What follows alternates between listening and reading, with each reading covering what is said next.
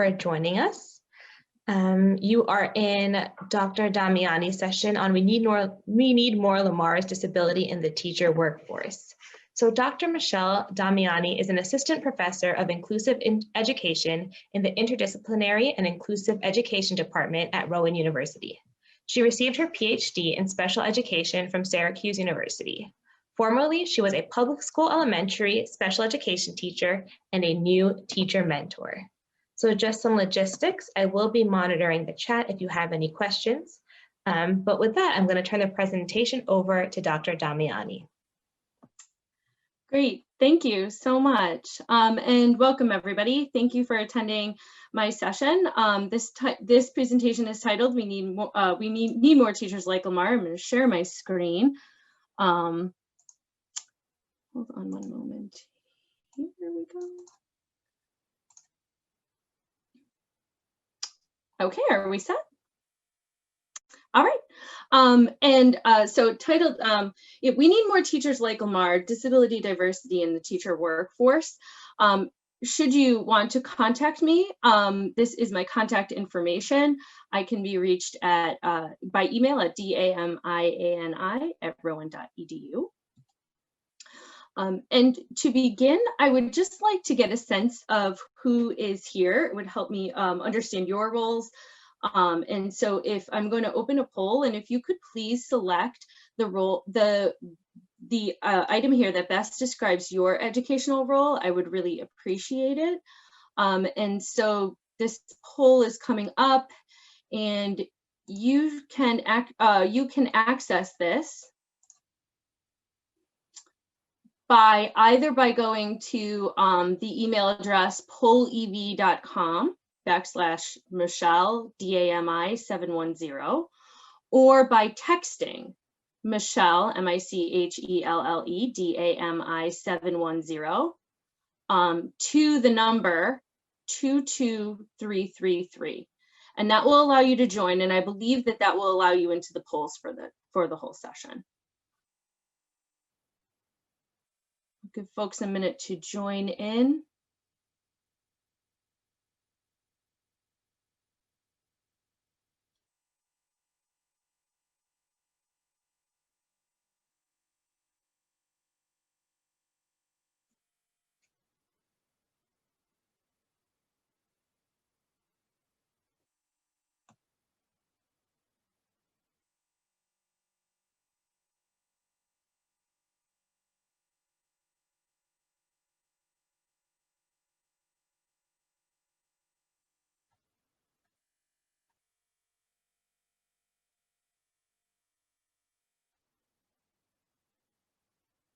Okay, and I see some more answers coming up now, so give folks maybe just a few more, maybe like 15 seconds more to see if folks have an opportunity to respond.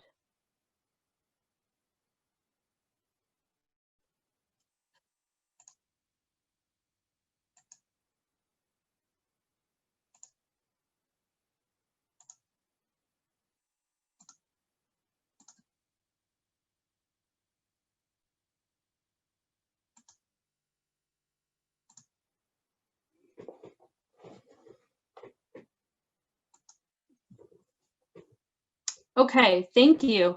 I see those responses coming in. It looks like we have teachers and administrators, both in P12 and in higher education. So that's wonderful. Welcome.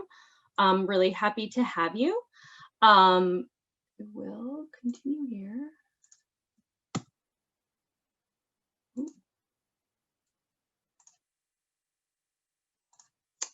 Sorry about that. It sent me out of my presentation. One moment.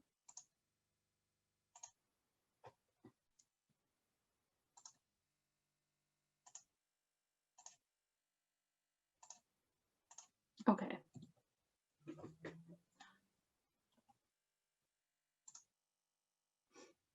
All right. And so I would like you to think about now, rather than do this in a poll, I just want you to think about this for a moment. When you hear this statement, what comes to mind for you? When you hear disability is diversity, what do you think of?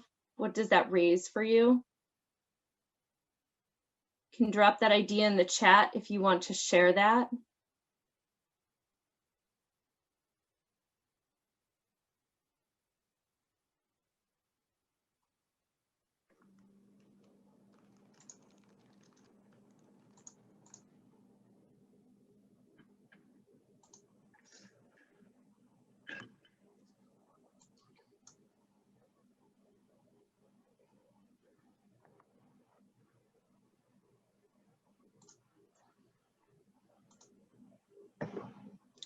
Arlene, do we have anything coming up in the chat? I don't see it.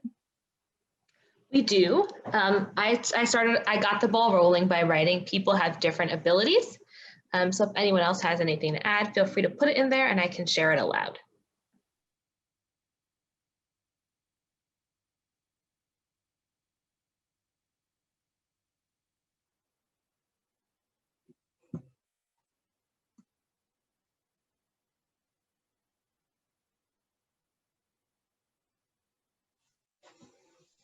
Okay, as you continue to reflect on that idea, we will come back to this, but I wanted to ask the question initially to kind of see where we are, get us thinking. When we think about diversity in the teacher workforce, or we think about what aspects of diversity in the teacher workforce we are tracking, essentially, or thinking about the National Center for Education Statistics compiles a report on the characteristics of elementary and secondary public school teachers in the United States. And the most recent version of that just came out last month in September of 2020. And that reflects data from the 2017-2018 school year. And so their mission or their intent with this is to collect and collate and report full and complete statistics on the condition of the teacher workforce. I do provide this source at the back in the references, so if that's something that you want to look to, you can.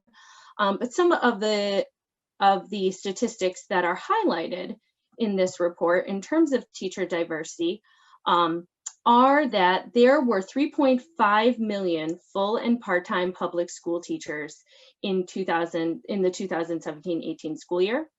76% of all public school teachers were female, 79% were white, 7% were Black, 9% were Hispanic, and 2% were Asian. And as we are thinking about that, I will mention that the report covers race, ethnicity, age, gender, salary, educational attainment, and years of teaching experience. And so what we see already from these statistics is the lack of diversity around race and gender, and that really does underscore the need for diverse perspectives and diverse approaches to inclusive practices. Some other areas of teacher diversity or aspects of teacher diversity you might not see there, or say that's missing from this. There are no official statistics on how many teachers identify as LGBTQIA+, or how many teachers identify as teachers with disability or disabled teachers, recognizing that both language frames are impactful and important, and that teachers have different preferences in how they are named or how they identify. And so it's interesting that there are no official statistics, and perhaps not surprising. In some ways, there are complexities around disclosure, but there are many more factors to ask about why are we not maybe even attempting to account for this population of different populations of teachers. Nearly 30 states have no explicit employment discrimination protections for LGBTQ workers, and that includes teachers with disabilities. And Abram, in his work, found that there was 93% of disability discrimination cases were decided in favor of the academic employer. In other words, when a teacher, these were instructors in higher education, There is a body of case law developing around P12 teachers with disabilities, but doesn't have as succinct a summary as this. But you know, when we think about this in general, that teachers perhaps bringing forth a disability discrimination lawsuit under the ADA are successful about 7% of the time. And so I think that it's important for us to realize that the lack of discussion and understanding about the prevalence of varying teachers in our population does indicate a gap, but it also indicates that the lack of legal protection or perhaps consistently poor outcomes point to the fact that maybe sufficient legal protections aren't in place, or that the systems and the mechanisms for exercising these rights are not serving the population that they intended.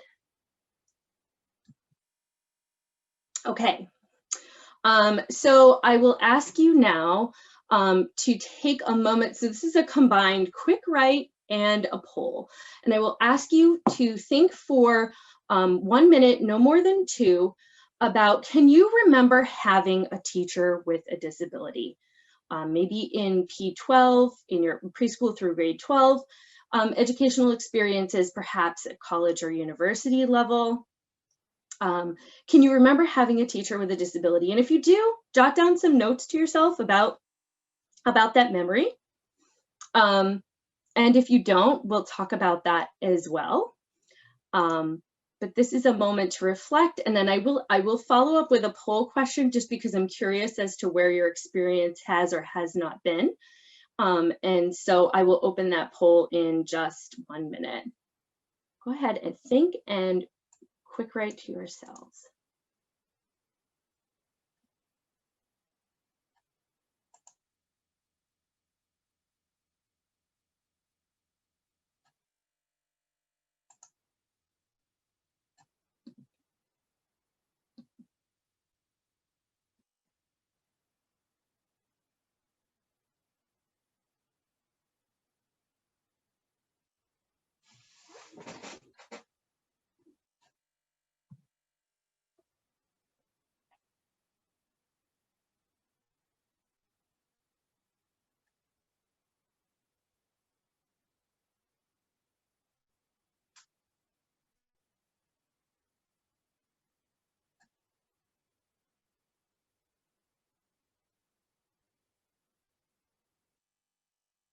So that was a minute. If you're still writing or reflecting, please feel free to continue, and I'll open the poll.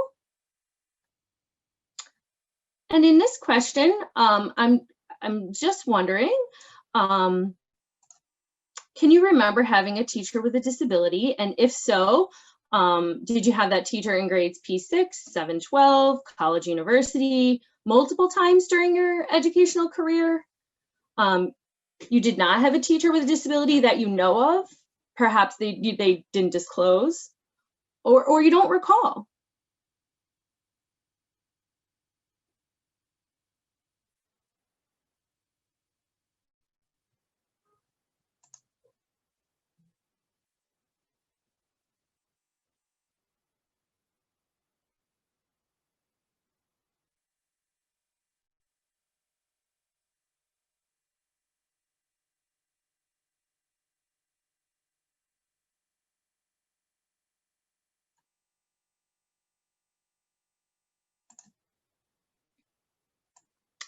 Okay, I'll close this in 10 seconds.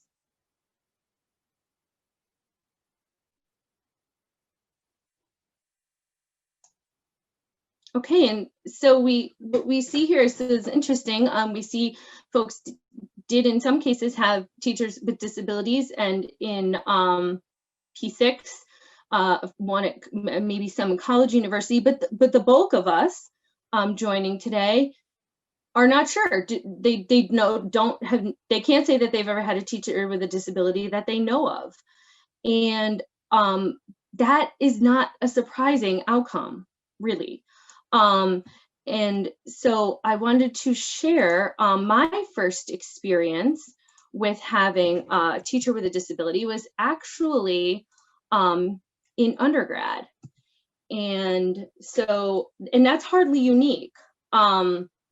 Many of us don't recall having a teacher with a disability. And Valley and Connor talk about this, where they contemplate this idea of the invisibility of disability in our lives and in schools, and that this lack of disability might lead to the idea that teachers with disabilities simply don't exist, right? Students may come away with that impression, that teachers with disabilities don't exist, or that someone with a disability couldn't be a teacher because they don't see that represented in the teacher workforce.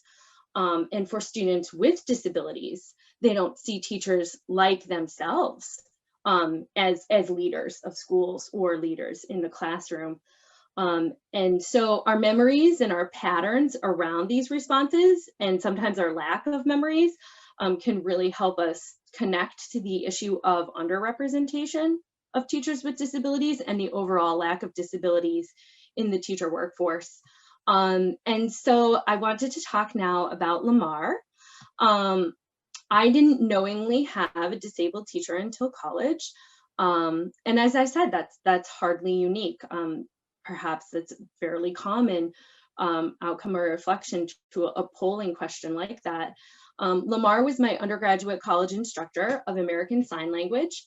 He's Black, and he confidently and affirmatively introduced himself as deaf and the instructor of our course.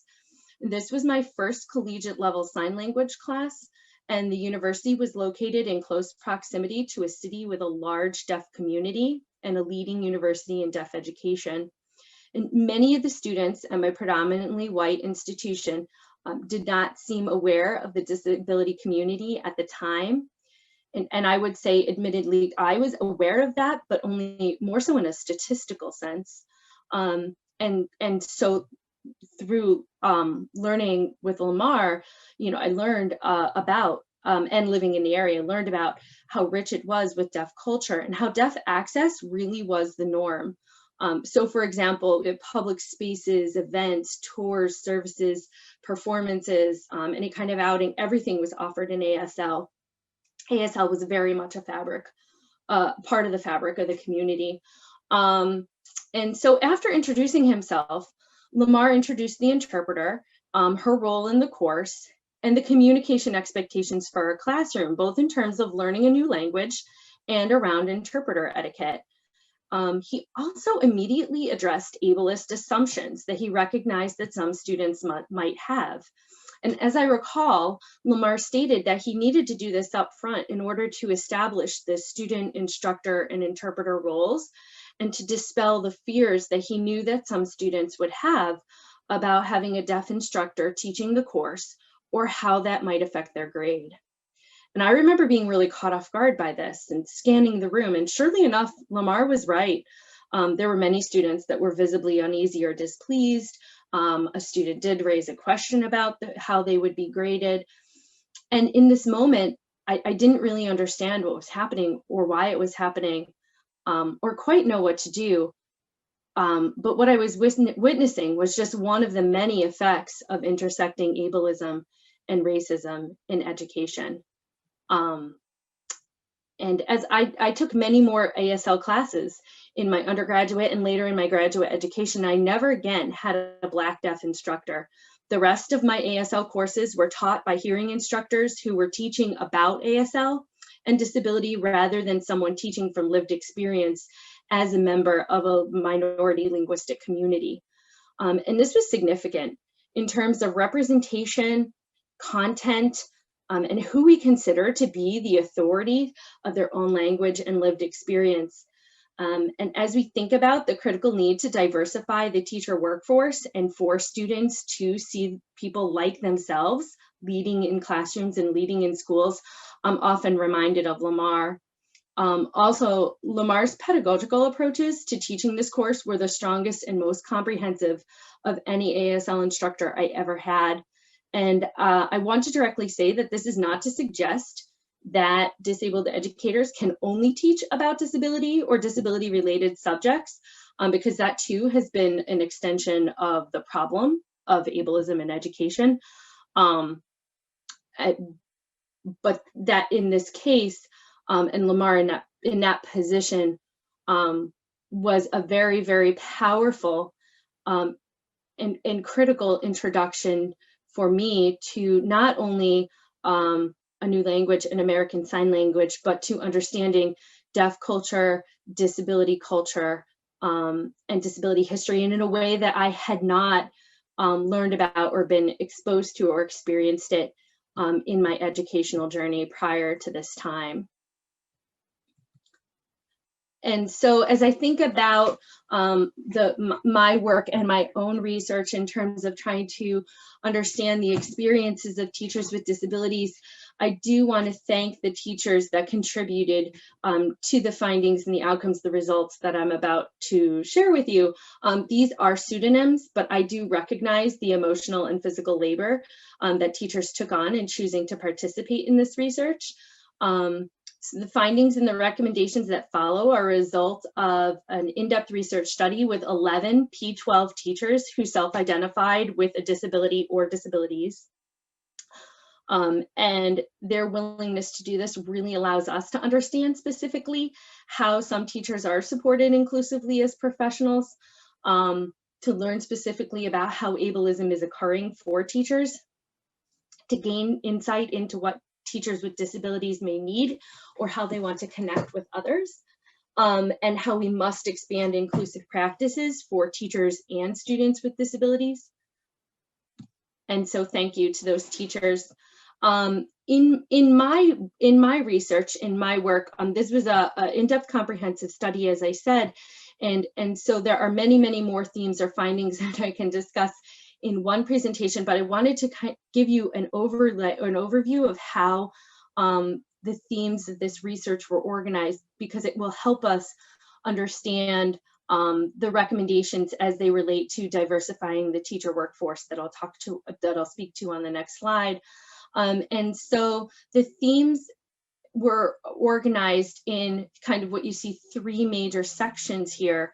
And these sections corresponded at the broadest level with considerations related to the teacher themselves. And so you can see reasons for choosing teaching, their professional identity and disclosure, and how they were managing professional expectations, all fell under what I termed working the tensions as a teacher with a disability in the P12 system. The second area here relates to teaching with disability and advocating. And advocacy as a broad theme contained 2 critical components, both advocating on behalf of students with disabilities and advocating alongside or with students with disabilities and teaching them how to self-advocate, often for their own needs around disability in school. And then the third section was related to advice to future teachers. And this advice came from the teacher participants with disabilities writing letters to future teachers with disabilities about what they would want them to know. And so when I think back to the working the tensions piece here, and the reasons that teachers chose teaching as their profession, was very often related to wanting to affect change, wanting to make a difference for students, wanting to create different educational experiences for their students so that their students didn't have the same negative experiences that they had, disrupting that pattern of negative experiences around disability was very often a priority as teachers engaged in this work. But teachers were also developing their teacher identity. And the teachers in this work, the teachers with disability in this work, were very careful about when and how they did that. Disclosure became a very complex process where they decided when to disclose to whom and how. And perhaps that is not surprising, but the ways and the reasons in which they did that and how they disclosed with students, as they disclose with students most often, and as a way to model access, self-advocacy, to create models around the fact that it was, okay to have a disability in education, that you could be a teacher. Supporting those shared experiences was very, very different than the ways that they were disclosing, say, to their colleagues or to their administrators in most cases, which was often much more pragmatic around maybe access to accommodations. And so there was a considerable difference there. But what I really saw was that teachers sort of separated their personal or disability identity and their professional identity, if they saw disability as an aspect of their identity, and that their professional teacher identities, or having disability as a part of that professional teacher identity, was often stymied because of stigma around disability, because of internalized ableism, because of professional pressures to pass or hide as non-disabled in school, and for fear around being judged as either incapable or incompetent, or having others question whether or not they could be an effective teacher. And therefore, those that had a strong disability identity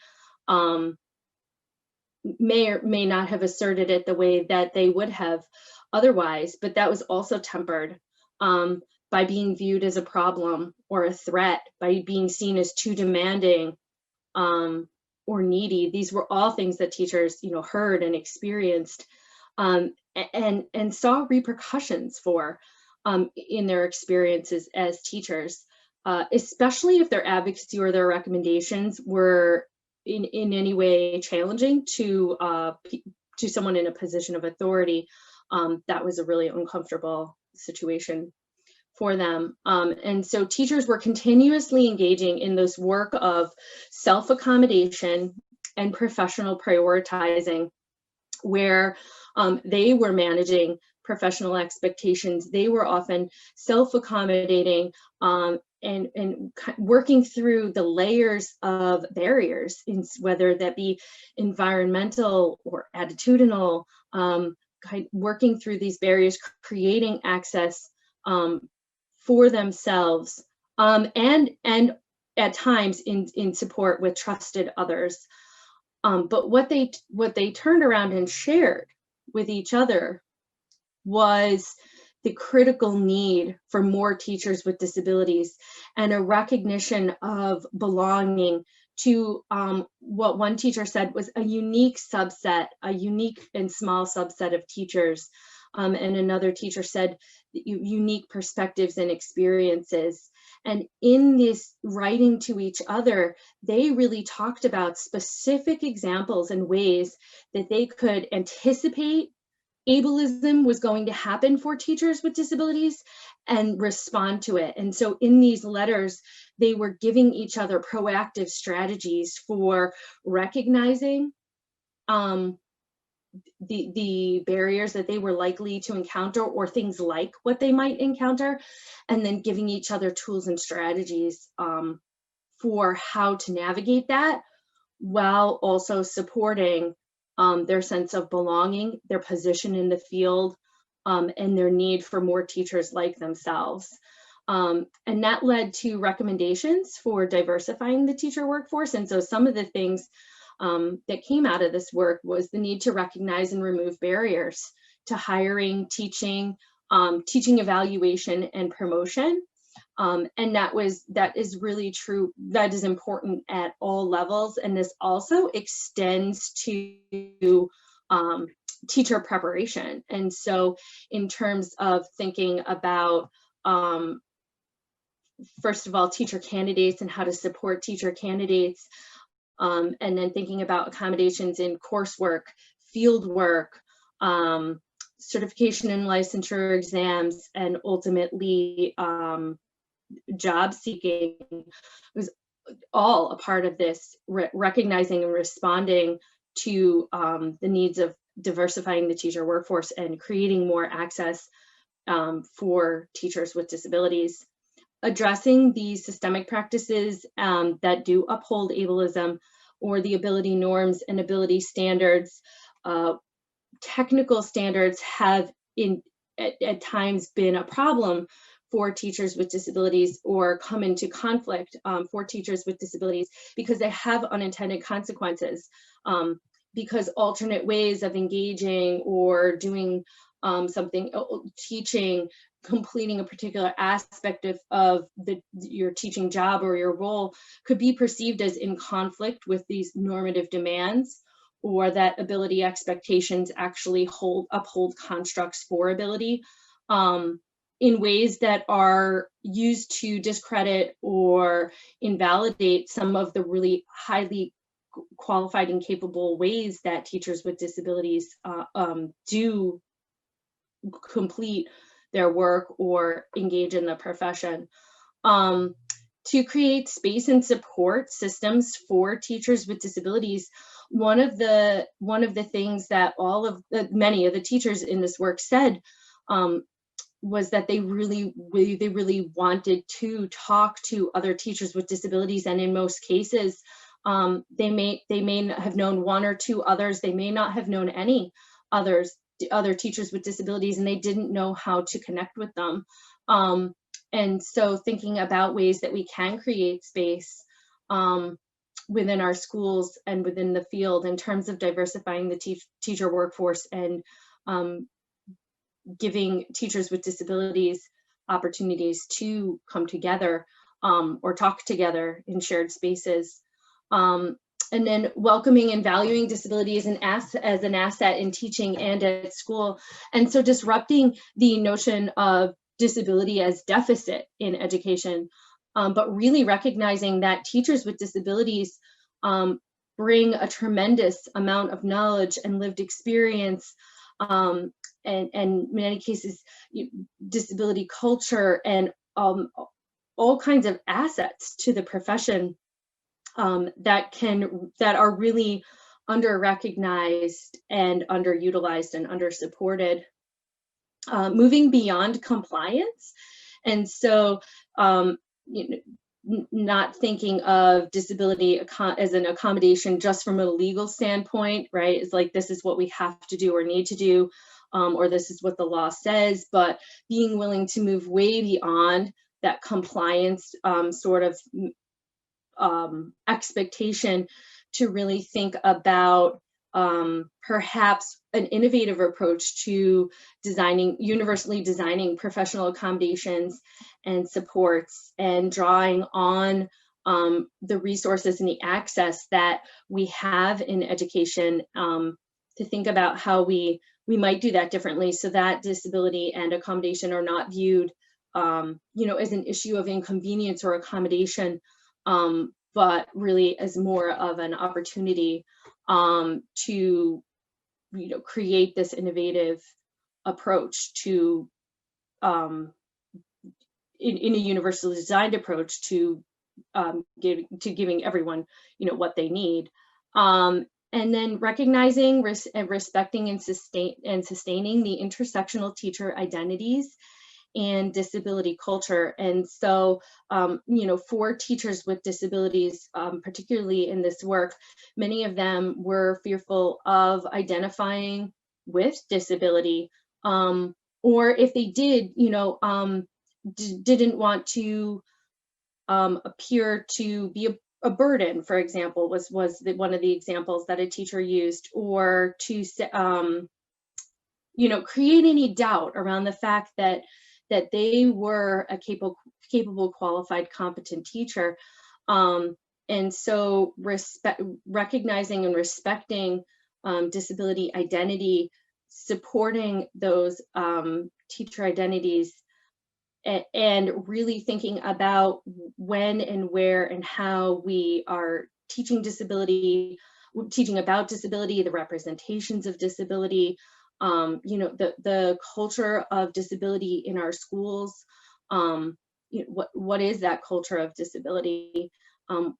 Is that a welcoming and vibrant sense of disability as an aspect of diversity, Or does that look more like, you know, thought of as, oh, that's an issue of special education, is it sometimes thought of?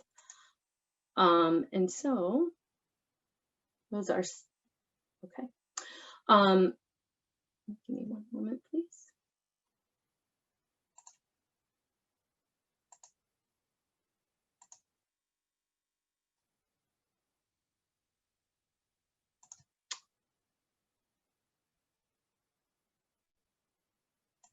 Okay, oops. Sorry, I was trying to get back to you. I had my PowerPoint and I wasn't able to see the Zoom or the chat.